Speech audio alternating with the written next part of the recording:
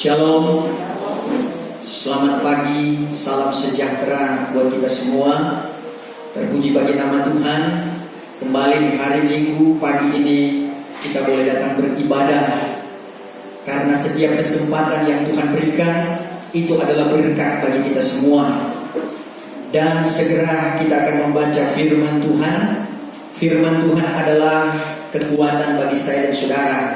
Dalam menghadapi apapun, kita percaya bahwa Tuhan selalu ada bersama dengan saya dan saudara.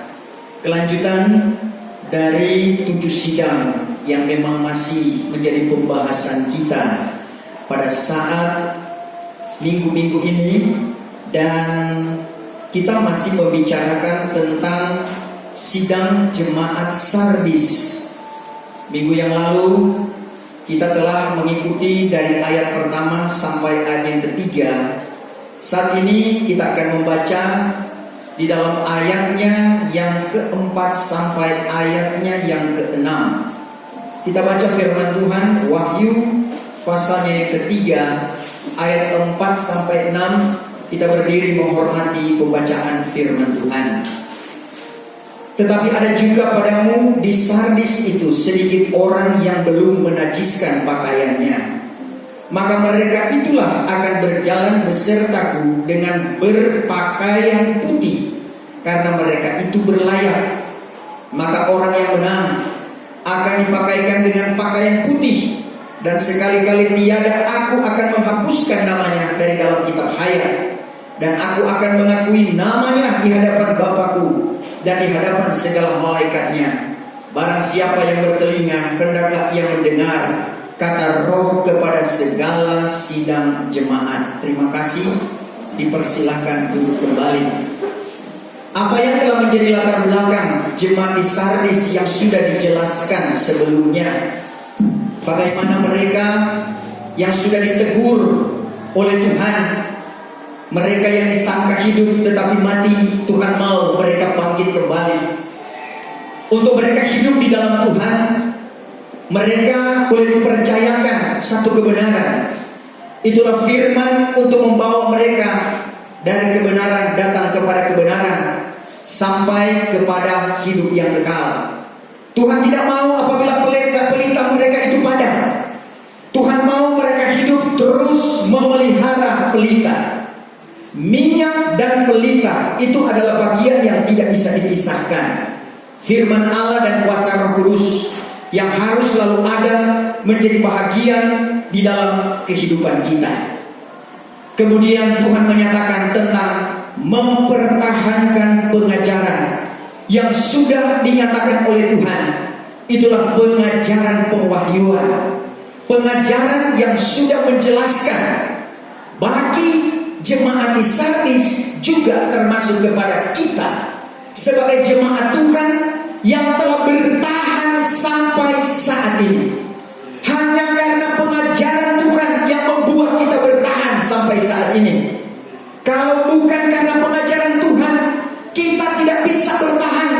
Karena betapa besarnya pukulan dunia ini yang bisa membawa gereja Tuhan lemah, letih, lesu, lelah, sehingga tidak berdaya lagi. Tetapi puji Tuhan, jemaat sekalian, baik yang ada di tempat ini, baik yang ada di tempat yang jauh, yang mengikuti siaran langsung hari ini, semua kita merasakan kekuatan yang berasal daripada Tuhan. Karena kita bukan menjadi orang yang lemah, karena kita bukan menjadi orang yang letih, lesu, atau lelah, tetapi kita boleh menjadi orang yang dikuatkan oleh Tuhan, tetap bertumbuh sebagai orang-orang yang memahami pengajaran kebenaran firman Tuhan. Saudara-saudara, terus pembinaan, teguran yang diberikan oleh Tuhan kepada sidang jemaat yang ada di Sardis. Karena jemaat ini pun adalah jemaat yang dikasihi oleh Tuhan, yang telah banyak diberitahukan tentang kebenaran firman Tuhan, termasuk apa yang dikatakan di dalam ayatnya yang keempat. Firman Tuhan katakan, tetapi ada juga padamu di Sardis itu sedikit orang yang belum menajiskan pakaiannya. Kalau kata firman Tuhan, ada orang yang belum menajiskan pakaiannya, berarti ini menunjukkan bahwa ada banyak orang yang sudah menajiskan akan pakaiannya. Saudara, dua hal yang Tuhan nyatakan dari hal menajiskan akan pakaiannya. Najis itu adalah barang yang kotor. Tuhan tidak mau barang yang najis itu menjadi bahagian kehidupan gereja Tuhan. Tuhan tidak mau hal-hal yang kotor itu mengotori kehidupan gereja Tuhan. Kalau secara rohani, jangan sampai mengotori pikiran kita, jangan sampai mengotori hati kita. Kalau itu terjadi, maka itu akan mengotori mulut kita, akan mengotori pekerjaan kita, sehingga apa yang kita lakukan itu menjadi sia-sia. Saudara, bukankah kita selalu meminta kepada Tuhan supaya apa yang kita kerjakan itu tidak akan menjadi sia-sia? Pengiringan kita tidak akan sia-sia, kelelahan kita tidak akan menjadi sia-sia, jerih payah kita tidak akan sia-sia, pengorbanan kita tidak akan sia-sia. Itu ditentukan kalau kita bersih, bersih hati kita, bersih pikiran kita, akan bersih perkataan kita, dan akan bersih pekerjaan kita. Kalau semuanya itu adalah bersih, betapa Tuhan akan memperkenankan saya dan saudara menjadi jemaat yang menjadi keluarga kerajaan Allah. Saudara, tidak gampang untuk mewujudkan 1 Petrus pasal yang kedua. Kamu inilah keluarga yang terpilih, imamat yang berkerajaan, satu bangsa yang kudus. Saudara, ayat ini memang sudah selalu menjadi ayat hafalan bagi saya dan saudara. Tapi ingatlah, tidak sesederhana yang kita baca, tetapi itu mengandung arti yang sangat dalam kehidupan gereja Tuhan. Menjadi satu imamat yang berkerajaan, menjadi orang kerajaan itu tidak gampang. Kita dari orang-orang yang Senin Kemis, saudara-saudara, kita yang daripada orang yang tidak berdaya, kita dari orang yang compang-camping bagaikan pengemis yang ada di sudut-sudut jalan, yang ada di pinggiran-pinggiran tempat, saudara-saudara. Tetapi Tuhan panggil kehidupan saya dan saudara, diperkenankan untuk merasakan bagaimana pesta yang diberikan oleh Tuhan. Saudara, ketika Tuhan menyatakan antara orang Israel dengan orang kafir dalam jemputan pesta, pada waktu orang Israel itu dijemput oleh Tuhan untuk diberikan kepada mereka satu keselamatan, tapi ternyata ada banyak orang Israel yang tidak menerima hal itu. Mereka menolak dia. Maka Tuhan katakan kepada murid-muridnya, pergilah engkau ke situ-situ lorong, bawa orang timpang, bawa orang-orang yang tidak berdaya, mereka yang lumpuh, mereka yang tuli, mereka yang buta. Bawalah kepadaku untuk merasakan bagaimana pesta ini. Pesta dengan hadirat Tuhan itu adalah pesta yang amat mulia. Hari ini kita berada di tempat ini, kita memuji memuliakan nama Tuhan. Itu adalah pesta besar yang Tuhan berikan kepada saya dan saudara. Hari ini kalau kita bersuka cita memuliakan nama Tuhan, ketika sejahtera Allah ada dalam kehidupan kita, itu adalah pesta besar yang Tuhan siapkan bagi kita. Saudara merasakan pesta ini? Amin. Kalau pesta di MCC, pesta di Nyur Melambai, itu dengan makan enak, hanya ini yang merasakannya, saudara. Tenggorokan kita yang merasakannya, saudara-saudara. Sebentar dia ke perut, setelah pulang rumah akan sampai ke jamban. Tapi apa yang kita rasakan dalam pesta kerajaan Allah, di dalam ibadah yang dikerjakan oleh kuasa Roh Kudus, itu akan dirasakan oleh tubuh, jiwa, dan roh saya dan saudara. Itu akan masuk dalam rohani kehidupan kita, merasakan kesukaan sukacita yang dikerjakan oleh kuasa Roh Kudus. Ini adalah jemputan pesta yang Tuhan berikan dalam kehidupan kita, baik jemputan untuk mendengarkan firman Allah, perjamuan jemputan yang kedua. Kalau jemputan yang pertama, jemputan panggilan, bagaimana kita dipanggil oleh Tuhan pada pertobatan, kita lahir baru daripada air dan roh. Jemputan yang kedua, bagaimana kita bisa merasakan ibadah seperti ini, lewat kita memuji memuliakan nama Tuhan, lewat kita boleh mendengarkan kebenaran firman Tuhan. Karena di tempat-tempat yang lain mau beribadah pun sudah tidak bisa, apalagi dengar firman Tuhan sudah tidak bisa. Serasa hari mulai malam bahwa saya keterbatasan untuk berjumpa dengan Tuhan lewat persekutuan yang indah dengan Tuhan sudah tidak terasa lagi. Betapa menentukan pesta ini untuk kita menanti pesta yang ketiga, itulah pesta kegerakan yang besar. Selanjutnya pesta di awan-awan, pesta anak domba, dan pesta di awang-awangan, itulah pesta perkawinan anak domba. Saudara-saudara, dari sini saya dan saudara dilayani dan dipelihara oleh Tuhan dengan berkat kebenaran firman Tuhan untuk membawa hati kita disucikan, dikuduskan oleh Tuhan. Kehidupan saya dan saudara perlu selalu ada pemulihan hati, supaya pikiran ini pun dipulihkan oleh Tuhan, supaya perkataan kita pun boleh menjadi perkataan yang benar. Orang yang memperkatakan perkara yang benar, maka itu akan menjadi berkat kepada orang lain. Kalau hati kita adalah hati yang benar, maka pasti perbuatan kita juga adalah benar. Saudara-saudara yang kekasih, kalau kita melihat apa yang dikatakan oleh Tuhan kepada sidang jemaat yang ada di Sardis, agar supaya mereka memelihara, itulah pakaiannya, jangan sampai ada yang najis, jangan sampai ada yang kotor.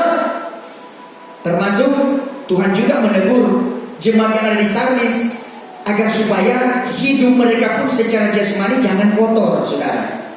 Jadi ternyata jasmani dan rohani, kebersihan itu harus terpelihara. Amin, saudara. Kalau saudara suka melihat di jalan-jalan, ada yang menuliskan bahwa kebersihan itu bagian daripada iman. Di mana hubungannya, saudara? Ternyata Tuhan mengajarkan juga kepada kita bahwa kebersihan jasmani juga itu adalah bagian daripada kita taat kepada Tuhan. Karena Tuhan mau seperti jemaat di Sardis, mereka merubah pola kehidupan mereka. Mereka harus bersih jasmani dan rohani. Haleluya. Bersih itu tidak perlu yang mewah, tidak dituntut yang mewah. Bersih tidak dituntut yang mahal. Saudara-saudara, bersih itu indah. Haleluya. Saudara, kalau orang pergi di kebun lihat itu sabuah, kemudian dia tampak itu bersih, orang kerasan mau tinggal di situ. Amin, saudara. Tapi kalau dalam istana pun, tapi kalau sampah berada di kiri dan kanan, maka itu bisa mendatangkan penyakit. Penyakit itu bisa membawa orang jadi sakit, saudara-saudara. Sehingga sakit itu akan menghalangi kita untuk menghadap hadirat Tuhan. Kalau bakteri, kalau virus, kalau jamur itu sudah merajalela, maka pada akhirnya manusia itu terserang oleh penyakit. Saudara, secara jasmani kita harus bersih. Sama dengan ketika secara rohani kita pun harus bersih. Bersih secara rohani akan membuat kesehatan rohani saya dan saudara. Perimbangannya kedua hal itu, saudara-saudara, sama dengan kalau orang masuk gereja, pasti kita telah mempersiapkan diri kita. Tidak mungkin kita baru dari kebun sawah, saudara-saudara, tidak perlu mandi, tidak perlu ganti pakaian, kemudian masuk gereja. Tidak mungkin seperti itu. Ternyata saya melihat di dalam petunjuk-petunjuk Tuhan, Tuhan juga mengisyaratkan kepada kita, yaitulah kebersihan, bukan cuma kebersihan rohani, tapi kebersihan jasmani pun. Haleluya, saudara. Dan itu adalah mutlak, karena orang yang bersih itu pasti sehat. Haleluya, saudara. Kita diberikan kesehatan, kekuatan untuk apa? Untuk kita boleh beribadah, memuji, memuliakan nama Tuhan. Kalau kita beribadah, memuliakan nama Tuhan dalam keadaan sehat, sehingga kita melewati keadaan hujan, panas, terik sekalipun, tetapi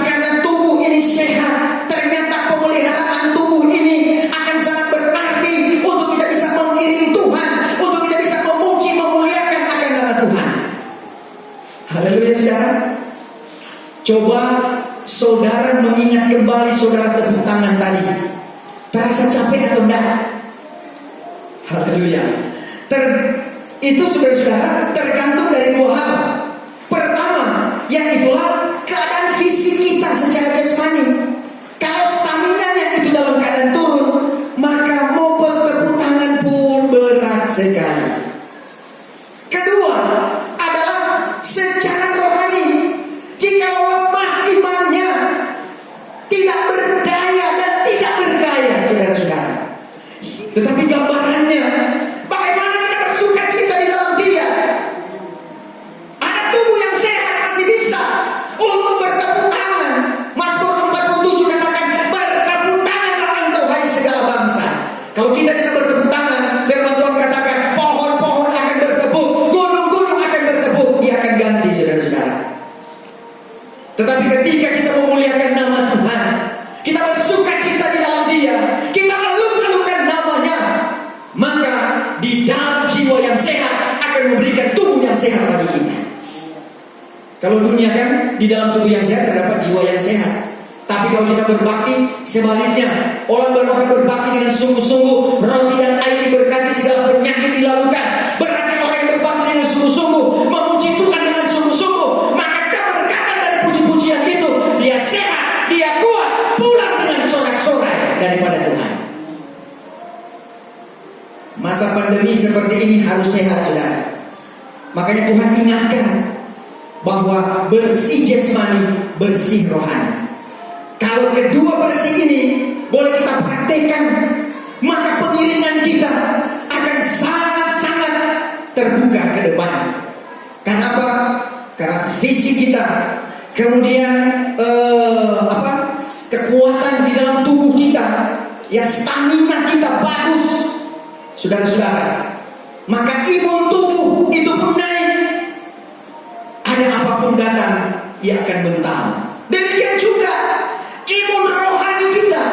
Ketika rohani itu diberi makan firman Allah, kuasa Roh Kudus, itu adalah obat-obat secara rohani bagi kita, makanan-makanan secara rohani bagi kita. Ketika virus kuasa kegelapan datang, dia akan mental. Haleluya. Kita akan tetap maju terus, pantang mundur. Sekali layar terkan kembang, surut kita berpantang. Sekali kita sudah berlayar, terus kita akan berlayar. Hadapi gelombang, ya, besar atau kecil, tergantung. Kalau kecil, ya enteng-enteng saja. Tapi ketika besar, saudara-saudara, kenapa? Ombak besar pun kita bisa hadapi, karena Yesus ada bersama-sama dengan kita. Jangan kamu takut, kata Tuhan. Aku ada beserta dengan kamu. Jikalau aku di pihak kamu, siapakah lawan kamu? Ombak yang besar itu bukan lawan yang akan memberikan kepada kita atau melucuti akan setiap rohani kita, tidak. Tetapi kita akan melawan itu dengan iman. Kita akan melawan itu dengan kuasa Tuhan. Karena kuasa Tuhan yang membela akan sedia kehidupan kita. Sidang jemaat di Sardis, Tuhan mau mereka itu berada pada bersih jasmani, tersedia bersih rohani. Kalau bersih rohani, mereka terhindar dari pelajaran akal-akal manusia. Karena pengajaran akal-akal manusia, pengajaran setan-setan ini bisa mengotori hati, saudara-saudara. Bisa mengotori pikiran, sehingga akhirnya salah berpikir, salah bertindak, hasilnya akan salah. Tetapi kalau kita bersih rohani, maka hikmat daripada Tuhan, pewahyuan dari Tuhan menjadi bagian kehidupan kita. Maka roh Tuhan itu tetap aktif dalam kehidupan kita. Jangan sampai roh tidak aktif lagi. Kalau roh Tuhan sudah tidak aktif, maka akal-akal manusia itu mulai jalan. Kalau akal manusia mulai jalan, dia akan menyatakan seperti tetapi bukan. Itu yang berbahaya. Serupa tetapi tidak sama. Iblis, dia bisa menyerupai malaikat yang suci. Demikian soal pengajaran, seolah-olah, bahkan seolah-olah pun bisa seolah-olah, saudara-saudara, akan tetapi Tuhan mau kita meneliti lebih dalam tentang apa yang menjadi kebenaran. Itulah kebenaran firman Allah yang tidak akan bisa diputar balikkan oleh keadaan dunia ini. Kenapa? Karena kalau Tuhan berikan kepada kita, kita akan tahu muslihat iblis, kita akan tahu muslihat akal-akal manusia, dan kita tetap berpegang kepada kebenaran itu. Kalau jemaat di Sardis dituntut oleh Tuhan supaya Roh bekerja terus di dalam kehidupan mereka, supaya mereka dibersihkan secara rohani, mereka dibersihkan daripada pelajaran yang bukan berasal daripada Tuhan, maka ini perlu dipertahankan.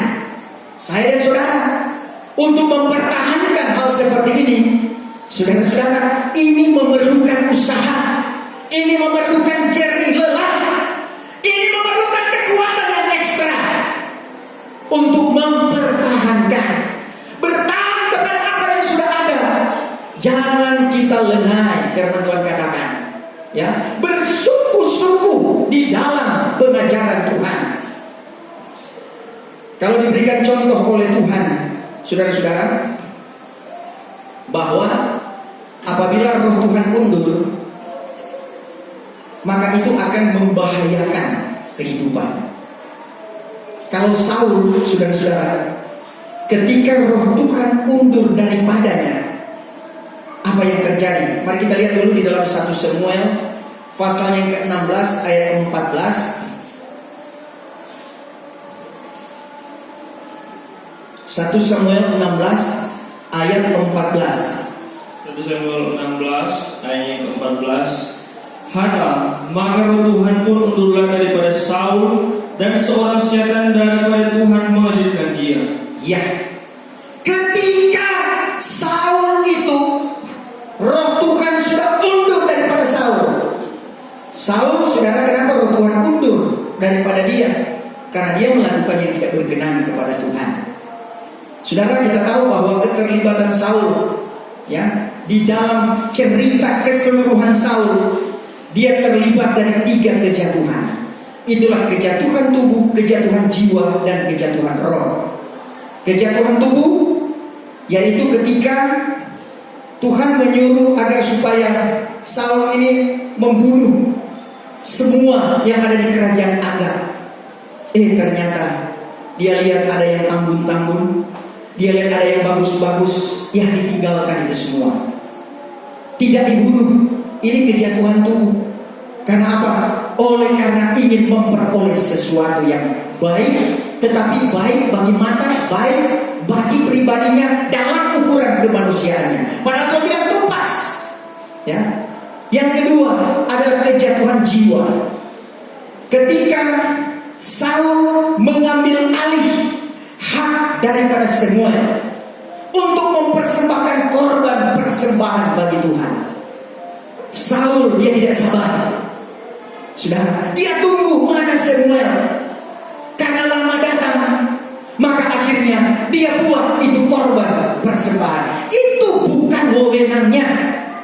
Saudara-saudara, ini kejatuhan jiwa.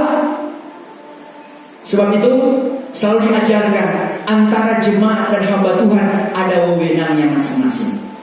Haleluya, saudara. Dalam urusan gereja ini ada wewenang masing-masing. Semuanya itu sesuai dengan pengajaran yang benar, yang disebut dengan kabar kesempurnaan. Itu standar, itu ukurannya, supaya jangan kemudian seperti Saul, dia dalam kejatuhan jiwa. Yang ketiga adalah kejatuhan roh. Pada waktu dia bertanyakan kepada perempuan Endor, saudara-saudara, bahkan dia katakan, tolong hidupkan Samuel. Pada Samuel sudah meninggal. Ketika dilakukan oleh perempuan Endor, oh ternyata betul ada Samuel. Dia muncul dari dalam bumi. Padahal itu adalah setan. Saudara-saudara, karena orang yang sudah meninggal tidak akan lagi seperti itu. Tetapi dia menyerupai boleh. Sedangkan menyerupai malaikat yang suci bisa. Bahkan menyerupai Yesus bisa. Saudara-saudara, makanya orang kalau melihat penglihatan, saudara-saudara, oh lihat penglihatan Tuhan Yesus datang.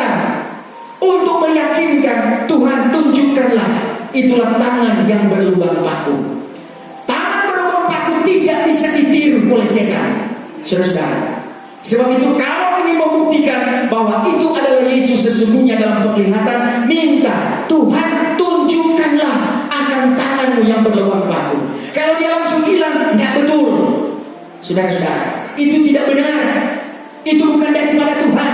Tapi ketika dia angkat tangan, kemudian dengan senyumannya yang begitu luar biasa, maka dia menunjukkan itulah lubang paku. Berarti dia adalah Tuhan kita. Dia adalah Yesus yang menampakkan dirinya kepada saya dan saudara. Apalagi cuma berkata, oh di dinding ada bayang Yesus. Saudara-saudara, ya, setan bisa buat banyak hal. Jangankan bayang-bayang, dia buat seperti yang sebenarnya bisa. Seperti saudara-saudara, Saul, dia jatuh dalam kejatuhan roh. Karena apa? Dia bertanyakan para petenung, dia bertanyakan khobatan, dia bertanyakan itulah hantu setan, saudara-saudara. Sehingga seolah-olah dia mendapat jawaban, tapi jawaban itu adalah jawaban yang palsu. Saudara-saudara, di dalam pengalaman juga kepada Saul, roh Tuhan undur daripadanya. Maka dikatakan dalam ayat tadi, setan apa? Dikejutkan, dia dikejutkan oleh setan. Ingat, jangan sampai roh Tuhan undur daripada kita. Kalau roh Tuhan undur, kemudian dikejutkan oleh setan, kemudian setan dengan kecepatannya mengambil alih kehidupan manusia, itu sangat berbahaya. Sebab itu berjalan di dalam roh, peliharakanlah hubungan sejahtera dengan Tuhan di dalam kuasa Roh Kudus, sehingga sama seperti jemaat yang ada di Sardis dimintakan oleh Tuhan agar supaya kehidupan mereka boleh tetap berteguh, bertahan di dalam Tuhan. Karena Ibrani pasal ke-10 berkata, apabila orang yang undur, roh Tuhan tidak berkenan. Ya, kalau tadi kepada Saul, roh Tuhan undur. Kenapa? Karena perbuatannya tidak diperkenankan oleh Tuhan, sehingga dia bisa ngamuk. Saudara-saudara, nanti datang Daud dengan kecapinya, dia mainkan kecapinya, maka tenanglah ini Saul. Sebab itu saudara-saudara, kalau orang yang sementara berada dalam kegaduhan oleh kuasa kegelapan, nyatakanlah kuasa Tuhan. Baik lewat pujian yang diurapi oleh Tuhan, lewat perkataan kuasa yang diurapi oleh Tuhan, maka itu akan mengusir kuasa kegelapan. Sehingga orang yang dirasuk setan pun, dia itu akan tenang di hadapan hadirat Tuhan. Saudara-saudara, Ibrani 10 ayat 38, jikalau undur, ya sekali lagi, kalau tadi roh Tuhan undur daripada Saul karena perbuatannya tidak benar. Ini saudara-saudara, kalau perbuatan kita tidak benar, maka roh Tuhan undur dan dia tidak berkenan. Ibrani pasal ke-10 ayat 38. Ayat 38. Tetapi orangku yang benar akan hidup oleh sebab iman, dan jikalau ia undur, maka rohku tiada berkenan akan dia. Saudara-saudara, jikalau ia mundur, roh Tuhan tidak berkenan akan dia. Jemaat sekalian diingatkan, jangan sampai undur. Haleluya saudara, jangan undur. Kalau Ibrani pasal ke-10 ayat yang ke-25, jangan undur daripada berhimpun. Saudara, kalau dijelaskan tentang ibadah, ibadah itu luas. Beribadah kepada Tuhan, berbakti kepada Tuhan, bakti kita kepada Tuhan itu luas. Kita pun sendiri bisa melakukan untuk kemuliaan nama Tuhan, itu bakti kita kepada Tuhan. Tetapi ingat, Tuhan pun membutuhkan kita. Ibrani 10 ayat 25, jangan undur daripada berhimpun bersama-sama. Amin. Kita bisa melakukan bakti kita di rumah, kita bisa melakukan bakti kita bertemu dengan orang lain, membicarakan tentang firman Tuhan. Itu adalah bakti kita kepada Tuhan. Kita bisa membantu orang lain agar supaya dia maju di dalam mengiring Tuhan, baik secara jasmani ataupun rohani. Itu bakti kita kepada Tuhan. Tapi ingat, Tuhan pun menuntut kita untuk berhimpun bersama-sama, memuliakan akan namanya. Saudara-saudara, hari ini pun tak semua orang beribadah kepada Tuhan. Walaupun hari Minggu sudah diberikan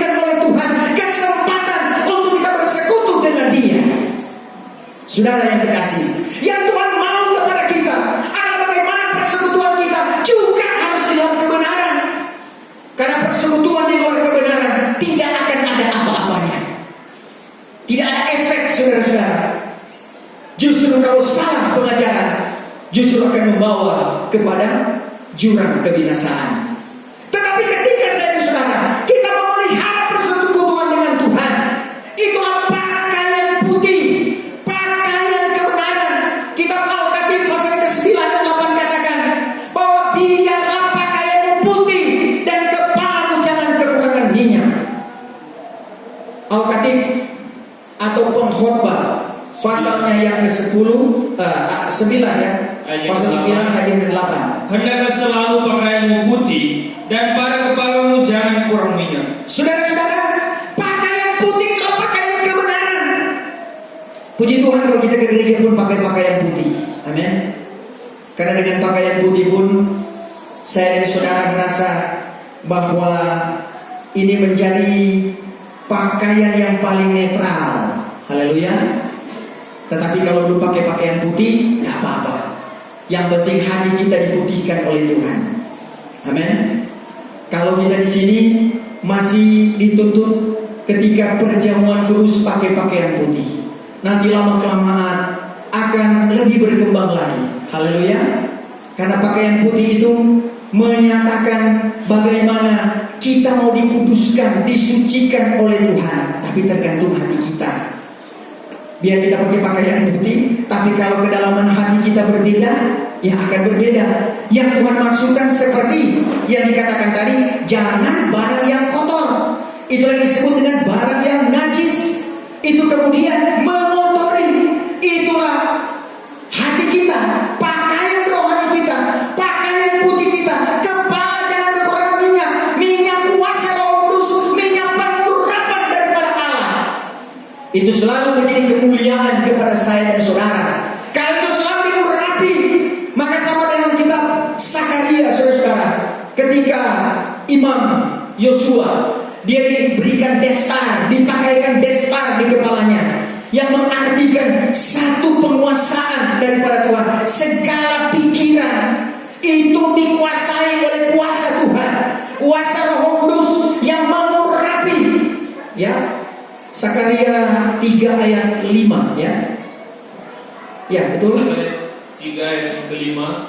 Maka sebab itu firman-Ku, hendaklah dikenakan destar yang suci pada kepalanya, maka dikenakan orang destar yang suci itu pada kepalanya, dan dikenakannya pakaian imam kepadanya, sementara malaikat Tuhan adalah hadir. Ini saudara-saudara, pakaian imam, pakaian di dalam melayani, dan harus ada destar. Itulah yang ada di kepala. Itu berbicara tentang segala kepikiran, segala niat, itu semua dikuasai oleh Tuhan dengan kekuatan kuasa Roh Kudus. Dipakaikan itulah pakaian kebenaran. Kalau kehidupan kita dinyatakan dengan pakaian putih, saudara-saudara, semuanya akan sangat bermanfaat bagi pengiringan saya dan saudara.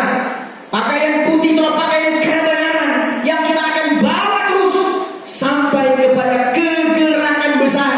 Di sana pun akan sekian banyak orang yang akan digabungkan oleh Tuhan untuk nantinya memakai pakaian-pakaian putih ini.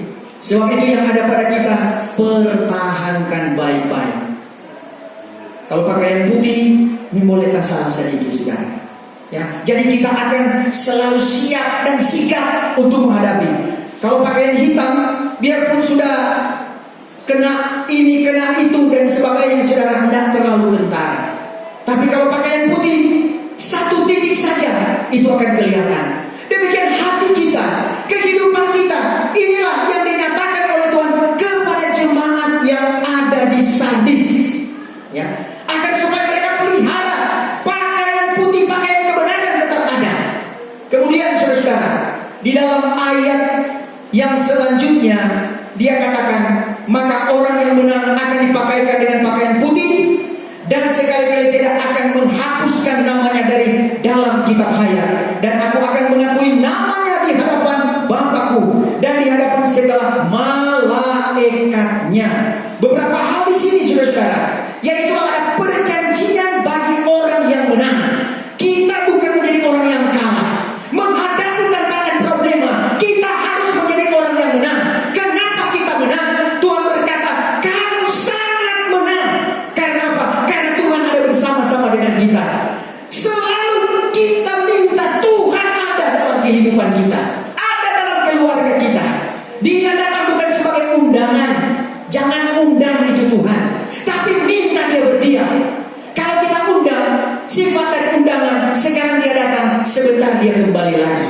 Tetapi kalau kita minta, Tuhan, Engkau tetap ada dalam kehidupan kami, tetap dalam rumah kami, tetap dalam keluarga kami, tetap dalam hidup saya, maka dia akan diam tetap untuk bersama-sama dengan kehidupan kita.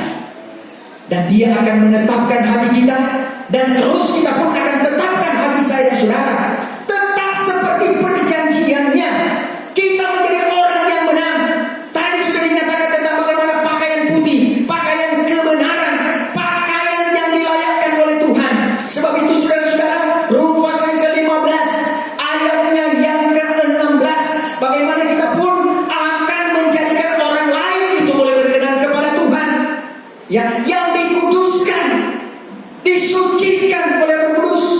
Rum 15 ayat 16.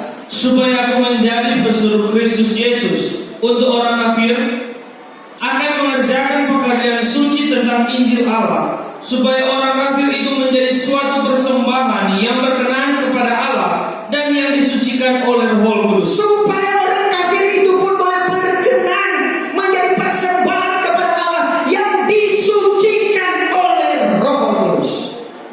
Saya dan saudara termasuk golongan orang kafir, saudara, tapi dipanggil oleh Tuhan untuk menjadi orang pilihannya. Ketika kita dipilih oleh Tuhan, masih banyak orang yang belum mengenal, yang juga disebut dengan orang kafir.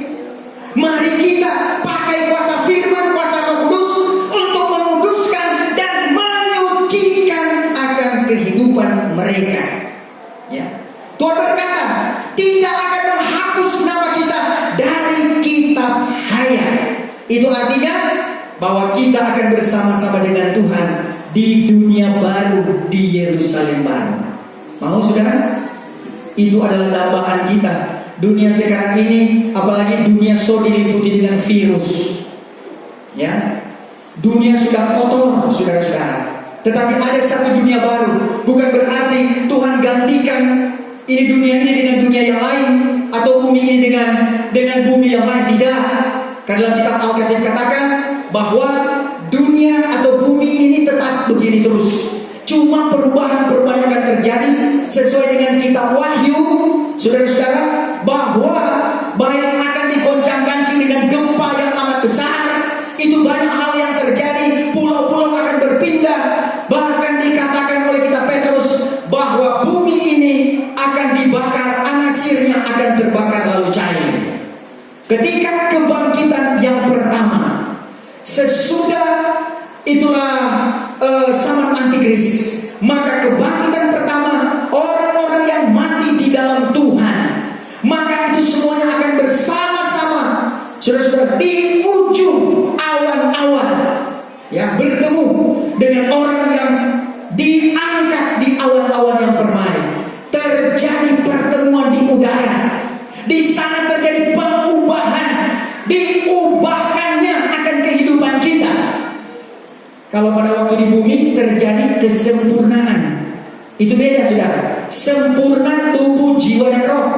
Tetapi ketika di awan-awan selesai 1260 hari di awan-awan, selesai juga itulah zaman antikris di bumi, maka terjadi kebangkitan yang pertama, maka akan terjadi pertemuan di udara. Terjadi 1 Korintus 15 ayat 50 sampai seterusnya. Maka kita diubahkan menjadi tubuh rohani. Haleluya. Akan terus ke awal-awalan. Ada apa di sana? Pesta perkawinan anak domba Allah. Kalau 3,5 tahun di awal-awan disebut dengan pesta anak domba. Tetapi di awal-awalan disebut dengan pesta perkawinan anak domba. Walaupun perkawinannya bukan di sana, perkawinannya di bumi. Hari yang ke-980 pada kegerakan besar. Haleluya saudara. Tapi pestanya akan terjadi, yaitu pesta perkawinan anak domba Allah. 75 hari itu adalah 1335 hari dalam Daniel pasal yang ke-12, dikurangi dengan 1260 hari di awan-awan, itu sama dengan 75 hari. Itu adalah pesta yang luar biasa. Adakah orang bikin pesta kawin 75 hari? 1 hari cukup, 2 hari luar biasa. Ini 75 hari pesta, dan kemudian akan turun memerintah 1000 tahun masa damai. Saudara-saudara, tetapi orang yang mati di luar Tuhan, dia akan bangkit pada kebangkitan yang kedua sesudah 1000 tahun masa damai. Maka itu dikatakan dia akan masuk pada kursi pengadilan Kristus. Akan ada 3 kitab yang diperhadapkan. Ada kitab harian Malaikat 3 ayat yang ke-16. Semua dicatat. Saudara hari ini beribadah dicatat oleh Tuhan. Amin. Menjadi satu penilaian emas di hadapan hadirat Tuhan. Kemudian akan ditimbang melalui Alkitab. Firman Allah menjadi pengukurnya. Karena berat ringannya hukuman itu pun akan dilihat di dalam Alkitab. Dan akhirnya dibuka kitab yang ketiga, itulah kitab hayat. Setiap orang yang mati di luar Tuhan, dia tinggal ditentukan hukumannya, karena sudah pasti namanya tidak tersurat di dalam kitab hayat. Ada orang yang sudah tersurat di kitab hayat ketika dia bertobat, ketika dia datang kepada Tuhan, tapi karena kesetiaannya tidak sampai, dihapuskan itu daripada kitab hayat anak domba. Saya dan saudara, nama kita yang sudah ada di sana, minta kepada Tuhan, jangan hapus Tuhan. Amin. Tetapkanlah itu. Bagaimana caranya? Pengiringan kita kepada Tuhan yang menentukan. Kesucian hati kita, kesucian pikiran kita, kesucian bibir mulut kita, perkataan kita, kesucian perbuatan kita, semuanya akan dinilai oleh Tuhan. Sebab itu saudara-saudara, bahwa saya dan saudara dilihat oleh Tuhan, kita akan diukur oleh kebenaran firman Tuhan. Sebab itu sampai sekarang ini pengukuran itu masih terjadi. Saudara-saudara, nanti ketika pada zaman antikris, maka yang di halaman itu tidak akan lagi masuk pada pengukuran. Karena apa? Karena akan diberikan kepada si pembinasa, akan disiksa selama 1260 hari lamanya, dibawa kepada 7 sangkakala dan 7 pokok murka Allah. Tetapi tidak demikian dengan orang yang sudah menang, orang yang diberikan pakaian putih, orang yang tidak lagi berada pada kenajisan, orang-orang yang sudah bangkit daripada keterpurukannya, tidak mati secara rohani, tetapi bangkit dan hidup jasmani rohaninya dibersihkan oleh kuasa dari tempat yang maha tinggi. Firman kuasa Roh Kudus tetap ada. Tuhan pun akan mengaku nama kita ketika kita setia kepada Tuhan. Maka Yesus dia akan mengaku nama kita kepada Bapa di sorga. Ingat 1 Yahya pasal kedua, dia menjadi juru syafaat antara kita dengan Bapa di sorga. Dia menyambungkan hubungan kita dengan Dia. Kita harus bersungguh-sungguh agar supaya kita bisa mempertahankan keselamatan yang diberikan oleh Tuhan. Harus terus kita pertahankan sampai langkah yang terakhir. Nasihat dalam ayat yang ke-6, bahwa supaya menjadi contoh dan teladan bagi kita, jangan sampai menjadi seperti sidang jimat yang di Sardis, yang disangka hidup tetapi mati, yang dalam keadaan najis tubuh jasmani maupun rohani, yang tidak lagi mempertahankan pelita karena kita mulai berasal. Jangan, saudara.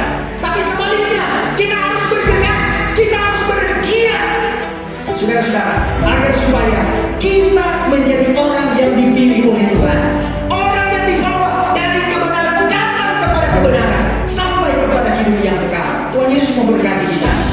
Mari kita masuk dalam doa.